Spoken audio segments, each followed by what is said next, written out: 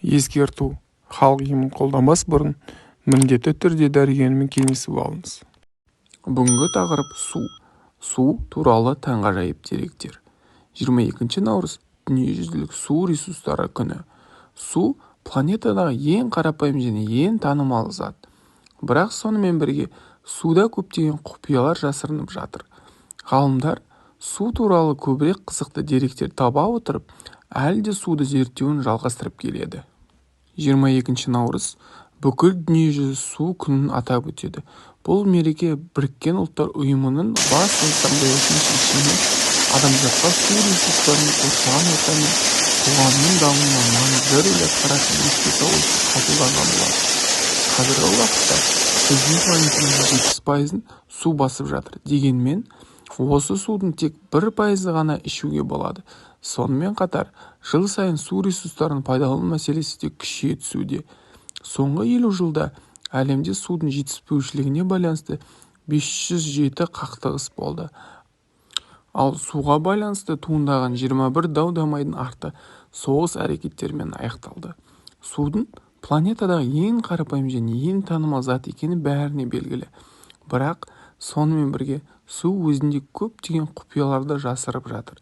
Ғалымдар су туралы көптеген қызықты деректер тауып, әлі де суды зерттеулерін жалғастыруда.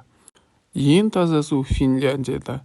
ЮНЕСКОның мәліметінше, әлемдегі ең таза су Финляндияда.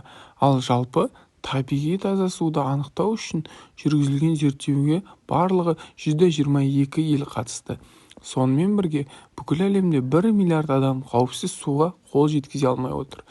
Мұзды суық судан емес, ыстық судан алған әлде қайда жылдамырақ. Қандай су мұзға тез айналады? Ыстық па әлде суық па? Егер қисынды пайымдау жасасақ, онда әрине мұзды суық судан алған жылдамырақ. Өйткені ыстық су мұз болып қату үшін алдымен суы керек. Ал суық суды суыту қажет емес. Дегенмен, тәжірибелер суық емес, дәл ыстық судың мұзға жылдам айналатынын көрсетіп отыр.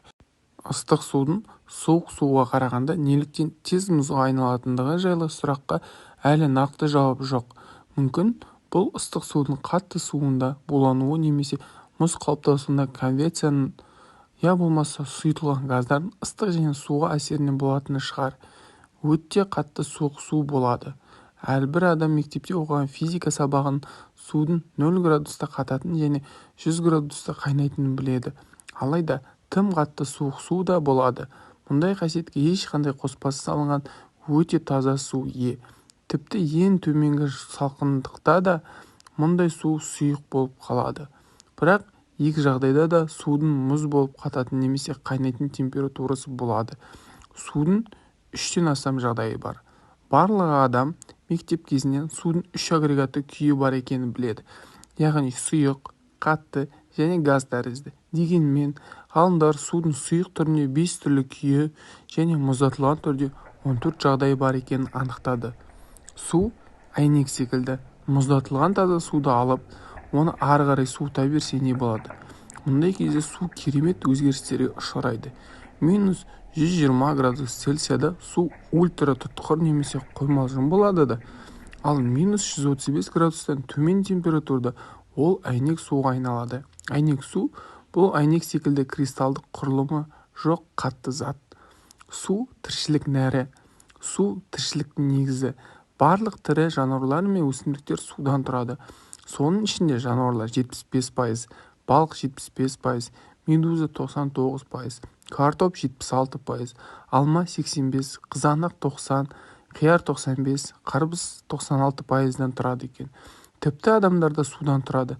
Жаңа туған нәрестенің денесінде 86% су болса, егде жастағы адамдардікінде 50%-ға дейін су болады.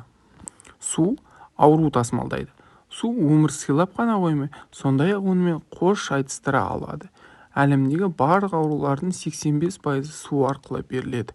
Ал жыл сайын осы аурулардан 25 миллион адам қайтыс болады. Адам сусыз өмір сүре алмайды. Егер адам дене массасындағы судың 2%-ын жоғалтса, онда ол қатты шөлдей бастайды. Егер ол 10%-ға дейін жоғарыласа, адамның көзіне түрлі нәрселер елестей бастайды. Яғни галлюцинация басталады. Ал 12%-ын жоғалтса, Адам дәрігердің көмегінсіз қалпына келе алмайды. Егер дене массасындағы судың 20% жоғалтса, адам қайтыс болады. Тұщы судың ең көбі мұздақтарда болады. Су қай жерде көп? Көпшілігі дүниежүзілік мұхиттарда көп деп ойлайды. Дегенмен, шын мәнінде су дүниежүзілік мұхитқа қарағанда жер мантиясында 10-12 есе көп. Сонымен қатар планетадағы судың барлық массасы ішуге жарамайды. Біз тек планетамыздың 3% ғана суды іше аламыз. Яғни бізде тұщы су қоры 3 ғана пайыз. Бірақ сол 3% судың көп бөлігі мұздықтарда болғандықтан қол жетімді емес. Су диета секілді әсер етеді. Судың көмегімен артық салмақпен күресуге болады. Сусындардың ішінен тек суды ғана ішсе, рационның жалпы калориясы айтарлықтай төмендейді.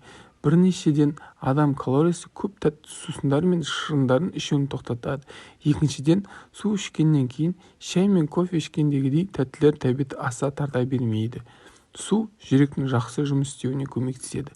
Су жүрек ұстамасына шалдығу ықтималдығын азайтуға көмектеседі.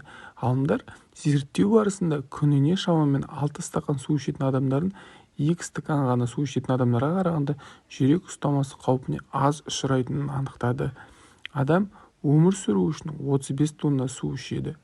Адам сусыз ұзақ уақыт өмір сүре алмайды. Су қажеттілігі оттегінен кейінгі екінші орында тұрады. Адам азық-түліксіз 6 апта күн кеше алса, сусыз 5-6 күнге дейін ғана өмір сүре алады. Жалпы адам өмір бойы шамамен 35 тонна су ішеді екен. Ең қымбат су қай жерде? Су тегін болуы мүмкін және өте қымбат тұруы да мүмкін. Әлемдегі ең қымбат су Лос-Анджелесте сатылады. Өндірушілер pH мәнімен және теңдестірілген дәмі бағалы сұйықтықты Сваровский кристалдармен безендірілген бөтелкемен қаптайды. Ал мұндай судың 1 литрі 90 ақш доллары тұрады. Жанатында су бар екен. Судың қауіптісі де болады. Мысалы, Әзербайжанда құрамында метан көп су бар. Сондықтан оған сіріңке жағып лақтырса, ол жанып кетуі мүмкін. Ал Сицилиядағы көлдердің бірінде су қоймасының барлық суын улайтын оттегін суасты қайнар көздері бар.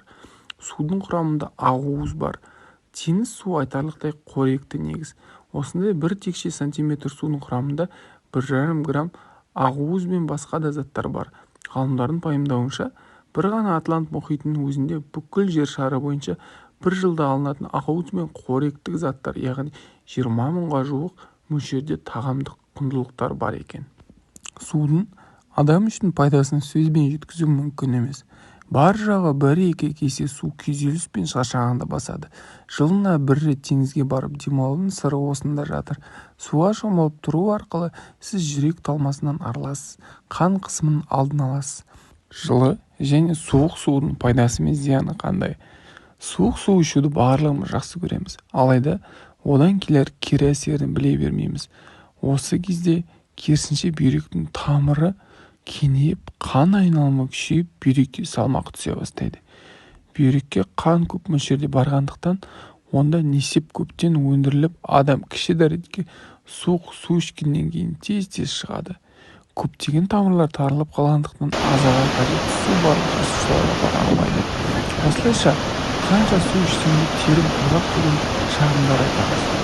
Суық су ішкеннен кейін асқазан оны дене температурасымен бірдей болғанша жылытып ұстап тұрады.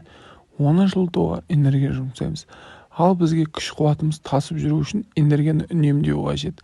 Ас қорытуды баяулатады. Әсіресе майлы тамақтардың қорытылуы қиындайды. Ал енді жылы судың пайдасына тоқталайық. Ішетін жылы су 37-60 градус Цельсий аралығында болуы керек. Бірақ жазғы ыстығында бөлме температурасындағы судың ішуге болады. Жылы су ішкеннен кейін барлық органдар кеңейеді. Су ағзаның түкпір-түкпірінен жолаушыларға жетіп қант алмасу жасалады. Артық салмақтарды қамтамасыз қан тамырларға жиналған эстрогенді азайтады. Ас қорытуды жақсартады. Тамақтан 30 минут бұрын ішкен дұрыс. Инфекциялық аурулар кезінде токсиндерді тездетіп сыртқа шығаруына көмек. Тұмауратқан іші өткен балаларға таптырмас сусын. Запор мазалайтын адамдар осы жылы сумен дос болуы керек. Ағзада су жеткілікті болса, адам күні бойы сергек жүретін болады. Сіздерге зор денсаулық тілейміз. Осы видео сіздерге пайдалы болса, арнамызға тіркеле кетіңіз. Лайк басып және достарыңызға бөлісе кетіңіздер. Видеомызды толық қарап шыққан адамдарға шынайы алғысымызды білдіреміз.